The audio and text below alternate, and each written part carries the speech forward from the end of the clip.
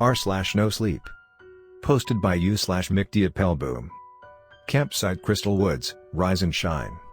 Wake up and pick up the radio. Wake up and pick up the fucking radio. Good, after 20 minutes of yelling at you, you finally decided to show some signs of life. What do you mean you don't know where you are? You're at Campsite Crystal Woods, you worked here not too long ago. What? You really don't remember, do you? Right, let me tell you, I owned this campsite a while back. It wasn't much, but we got a decent amount of visitors. We had some shitty cabins, pre-set up tents and some stupid outdoor camping stuff. About a month after we opened, some of our guests went missing. It was like they literally vanished. Little did I know that there were actual monsters or something walking around here at night. I hope you don't have a phobia of monsters, haha. Those fucking creatures are still here today. If you listen well enough you might hear them screech. If I remember correctly there were 5. Maybe even 6 creatures. I think they were named the Ovsky, the Growl, the Yanwu, the Mortis and some weird department store mannequin fuck, which was never named, that is somehow able to move around. These things mutated very badly in the past 2 years. One of them has some bubbling infection on its back, one of the other ones has these huge fangs with some weird liquid dripping from the tip. I've seen it burn through almost everything. One of them mutated in a weird way, its eyes just disappeared, but its hearing got amazing. The rest of its body just got mutilated somehow. I don't think the others have any mutations. These creatures were labeled and named by an organization called the Research Center for Strange Objects and Entities, or the RCSO for short. After a lot of people went missing, these fucking pricks were called instead of the cops. Not like the cops would have been of any help, but these guys sure as hell weren't either. They set up some kind of lab here, did tests on the creatures, the ones they captured at least. The ones they didn't capture entered one of their camps at night, ripped those fuckers apart. You might remember me. If not, don't panic. You've received emails from me a little less than 2 years ago. Whatever, it's not important. Why am I telling you this? What is important, however, is that you get the fuck away from where you are right now. There's no way in hell that you're gonna leave the campgrounds at night, but if you somehow survive till morning I guess you'll be fine. Let me tell you what to do. 1. Just in case you forgot, get the hell away from your current location. 2. Use the flashlight on your phone. Cause it's dark as hell. Simple, right? 3. I don't think I'll have to tell you this, but you're inside a forest, hence the name Campsite Crystal Woods. Albeit a small forest, it's still large enough to get lost, and once you're lost there's no way I can keep an eye on you with the cameras. Oh yeah, I forgot to mention that, right? Some electronics still have power, so you should try to get some of those fancy UV lights on. The RCSO guys did that too, and it sure as hell kept those things away from their camps. Until their generators ran out. 4. We have some weapons stored in a back room behind our front desk. These weapons are old, rusted, and some are broken. I don't think they'll do much against those things, but I recommend you take one, just in case. 5. There should also be a box of complimentary Bluetooth speakers somewhere near the front desk. I recommend you take as many as you can. Why? To promote my campsite. Dumbass. You can use them as a distraction, play some music and throw them away. 1, if not all of them, will come running towards the source of the noise. 6. Oh, by the way, the one with the huge fangs is the Ovsky if I'm correct. They're able to retract these fangs. They don't use these things to kill their prey, but simply use them to incapacitate them. A single drop of, what I like to call, salive is able to fully incapacitate and numb anything. You can recognize salive very easily. It's a see-through liquid that makes a constant sizzling noise. 7. Avoid the mannequin. Don't run away, keep your eyes on it and slowly back up. Again, a simple rule which many people forget. 8. If you come across one of them, for the love of God, do not stand still. Those idiots at the RCSO thought that would work. Fun fact, it didn't. I'd recommend you drop everything you're holding and you just run. Don't look back, don't slow down, just keep going. They're probably gonna get you anyway, but at least you'll have a few more seconds to think about your life. 9. The Mortis is still just the regular old Mortis. Not a lot is known about this one. The RCSO thought they knew a lot about this guy, but they got it all wrong. I looked at the document they wrote about it. It didn't behave like they said it would at all. Maybe its behavior changes all the time, or the RCSO are just a bunch of idiots. 10. There should be some cave somewhere on the campgrounds. During the day these things are a death trap, but during the night they're actually considered pretty safe according to the RCSO. 11. Oh yeah, I remember now. The one with the infection on its back is called the Yanwu, I think. Probably best to avoid this one. You'll see him from a mile away, but they're fast. Very fast. I don't know what the infection is, but I've seen it kind of eat itself, if that makes sense. It basically just takes a huge chunk and consumes it.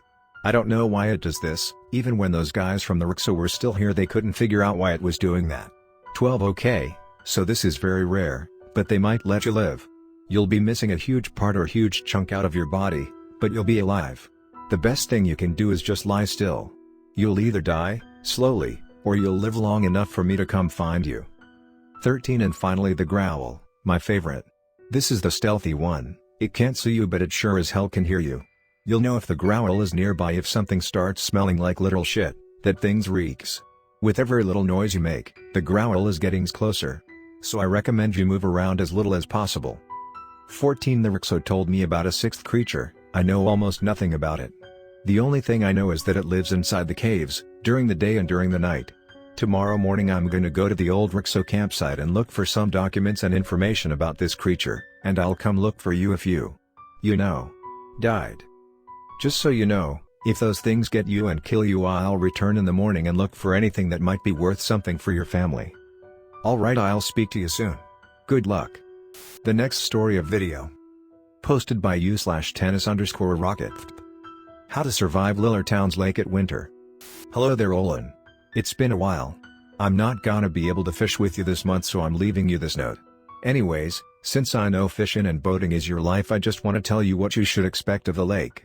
Because it's just as strange as always. So here's some rules to survive the winter lake events. 1. Don't fucking jump in.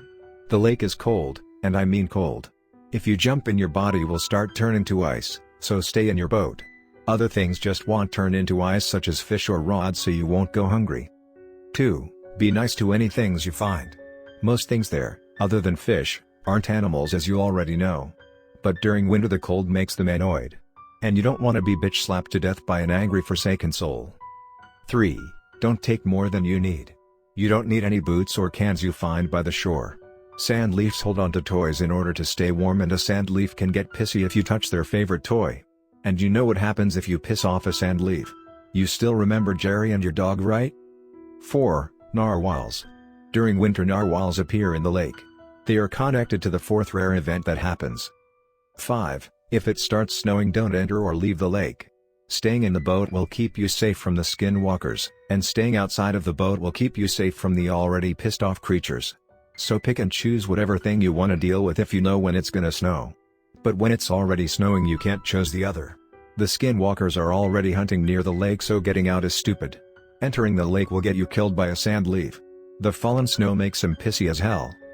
6. Rain equals death. Rain won't be normal rain but lake water, and lake water is -27 degrees cold. Don't worry, you will feel an extreme sense of doom 12 hours before it rains. 5 hours before the rain you will feel your body heating up. And 1 hour before the salt lobsters will go back to their den, even if it's after 6 p.m. Also, other people and animals will probably tell you that it's going to rain. Skinwalkers also feel the effects, so they might stop hunting and be friendly. You can let them in at the time, since they might not have a cave, and boy is it a painful death in the rain. 7. Electricity will never stop working. I actually don't know why, but electricity is now infinite for some fucking reason. So if there's a blackout, it means you have been chosen, so you should probably kill yourself if that happens. Also, there's also rare events this month. But only 4, so you don't have to worry as much. But just in case. 1. Sometimes people or animals are chosen to be sent to Winterland Hell. It's just like the real world, but without electricity, and skinwalkers are 10 times stronger and more common. You'll be sent back to Earth 1 year after being there, but it's really not worth surviving. You'll be marked for death, a curse that makes skinwalkers know your location 24/7. But they might respect you too much to even attack you, so the pain of the curse appears in spring. And yes, you know what happens in spring. God, I have a cousin that has the curse, and oh boy does he hate spring. 2. Bears. There are no bears during winter, so if you see a bear, yeah, that's not a bear or even a skinwalker. It's just something else. 3. Sometimes the lake water will be warm. That means that fishing is a no-go. You can enter the lake for sand if you want, but do not try to get any fish at the time. Just don't. 4. Sometimes the snow falling will bring the narwhal man.